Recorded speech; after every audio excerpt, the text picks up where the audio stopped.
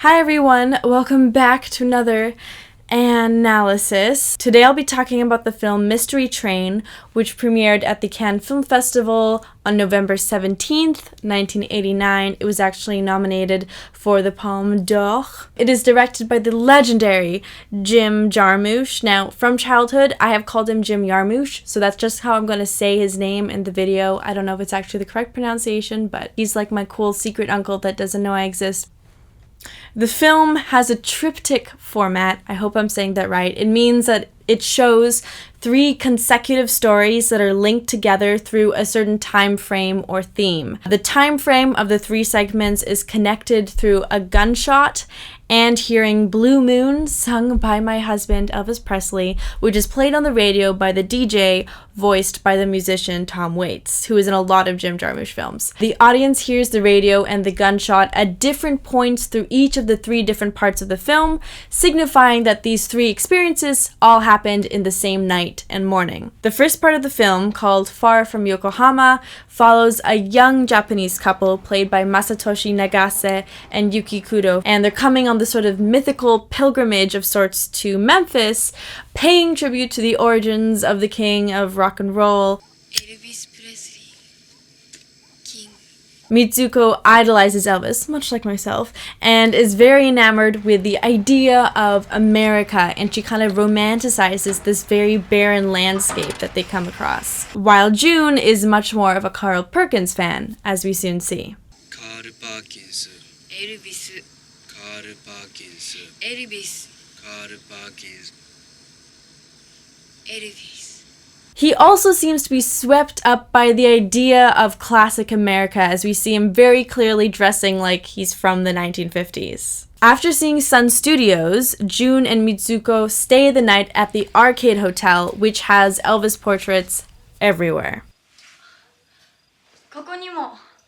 The second part of the film, called Ghost, follows the story of Luisa, played by Nicoletta Braschi, who also in real life happens to be Roberto Benigni's wife, and Roberto was also in a lot of Jim Jarmusch films, like Down by Law, which you should totally watch. Luisa is a new widow escorting her husband's coffin on its way to Rome when she gets stuck in Memphis for the night. Luisa is probably the only person in Memphis who isn't enamored by Elvis. In fact, when a con man comes up to her and tells her this crazy story about how Elvis's ghost hitchhiked a ride, she gives him money only for him to go away because she doesn't believe him. I knew I was meant to give you Elvis's comb.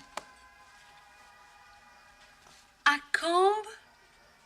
This is Elvis' comb.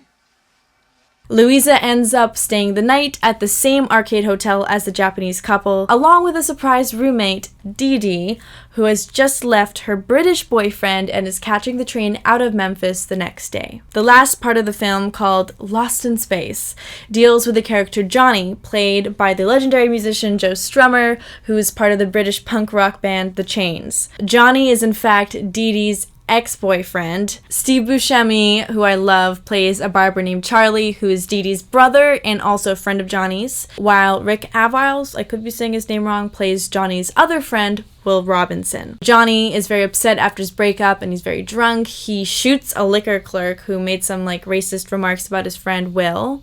Sonny boy, I'm the man that's gonna make you use that gun. And then the rest of the episode follows Will, Charlie, and Johnny's escapade around town after shooting this guy, and finally finding refuge in a very bunged up room of the Arcade Hotel. This was the first color film that Jim Jarmusch had done for quite a few years, as shooting in black and white was kind of, and is kind of, his thing. So the use of color is very tastefully done. We see a lot of hues of greens, reds, purples, black and whites throughout. I saw that the color red was emphasized quite a lot through all 3 episodes.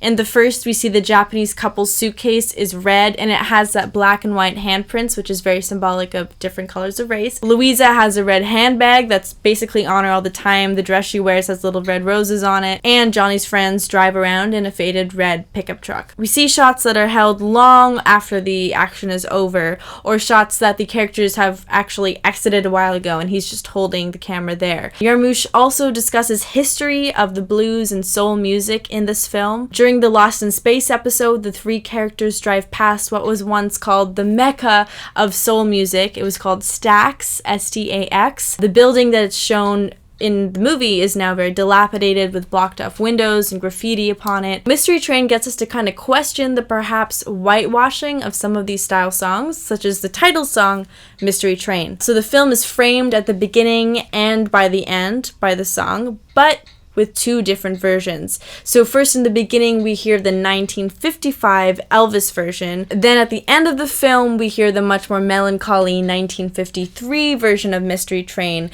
when the song was originally written and sung by the Black American blues singer and musician Colonel Parker. And this also refers back to the fact that Elvis Presley's first big hit was the 1954 cover of That's All Right, a song originally written and sung by the Black musician Arthur Crudup in 1946. I believe Jim Jarmusch purposefully changed the singer of Mystery Train at the end of the film in order to unstabilize the narrative, and it causes us to question the usual imposed symmetry and neatness of traditional narrative in film. It's really interesting also to see how Jarmusch used many musicians to play actors in this film. For example, Screamin' Jay Hawkins plays the night clerk. You should definitely watch his performances on YouTube. Joe Stummer plays Johnny. Tom Waits is the albeit unseen radio DJ, and there's a short guest appearance by the singer Rufus Thomas. Using recognizable and kind of famous musicians as actors was perhaps a rather self-reflexive move on Jarmusch's part, making making the audience question the usual artistic convention and allowance of film presenting or representing life to the audience. The idea of representation, if I may say it that way, echoes throughout the film, which is emphasized by the Elvis portraits and paraphernalia and mentions of him everywhere. The more Elvis is duplicated in image, the less he means. The more Elvis is replicated, the more artificial and kind of ridiculous it all starts to feel. The paradox of Elvis in the film is that he represents both the allure of a desired past and its elusiveness when pursued.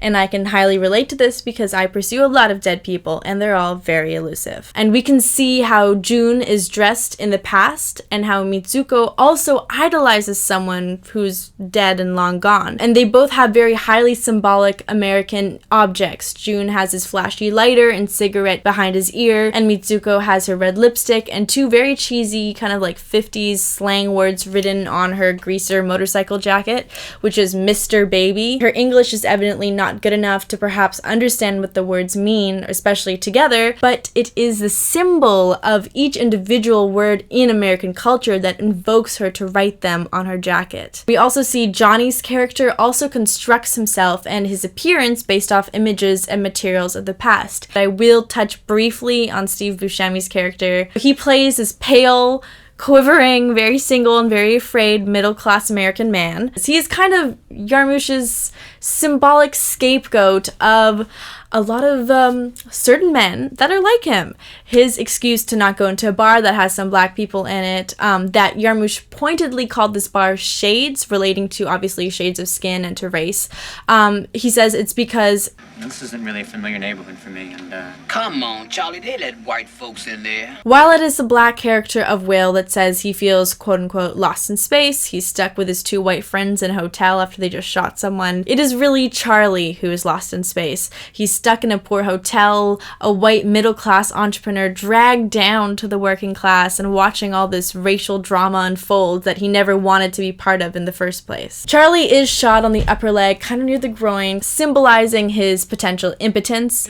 We also see him turn on a light in the hotel room that immediately falls and crashes and breaks, which is kind of like another symbolic event that connects with the opening scene where Johnny fails to make his lighter catch fire, unlike the young and foreign June with his fancy tricks with his lighter that he's offering a light all the time. Jarmusch playing with the symbolic use of catching light or fire and perhaps implying something about impotence. It kind of reminded me of similar scenes that played out in What's Eating Gilbert Grape, where Gilbert has to light all the cigarettes of the older women in his life who are unable to light their own. In some ways, it feels like all the characters feel a little lost. The Japanese couple were meaning to go to Graceland, but they ended up wandering into Sun Studios. Louisa isn't supposed to be in Memphis at all, and the trio of men end up hiding in this hotel and feeling lost after this really horrendous night that they had. When Elvis's ghost makes an appearance during Louisa's stay at the arcade, he himself says, What are you doing here?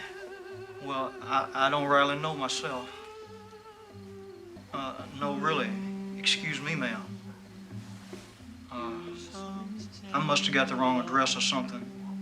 revealing that Elvis himself doesn't know what he's supposed to be doing or where he is. And perhaps it also points out that Elvis's image has been used so much, not just on paintings or merchandise or t-shirts that I own, or by imitators. Perhaps we, or Elvis himself, does not recall his meaning or purpose anymore, which I think is terribly tragic. While some critics have called this a more despondent work of Jarmusch's, I think the film does a great job at discussing the global influence of American culture and the impact it has had on the world's view of the USA, as well as kind of this whole racial feud that we've had and is unfortunately still ongoing to this day. One paper that I read wrote, "If we could merge racial traditions as effectively as we have merged musical traditions, perhaps we could serve as a true model for world unity," which I totally agree. Anyways, that about wraps it up for today. I was obviously completely unable to cover the entire scope of the film. There's so much to discuss in each section,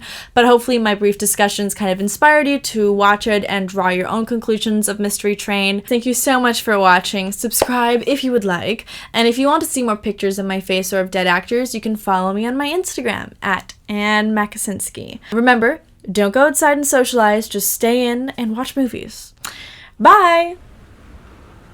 Hey, what's the matter with Elvis? If you can't use my proper name, why don't you try Carl Perkins Jr. or something? I mean, I don't call him Sam and Dave, do I?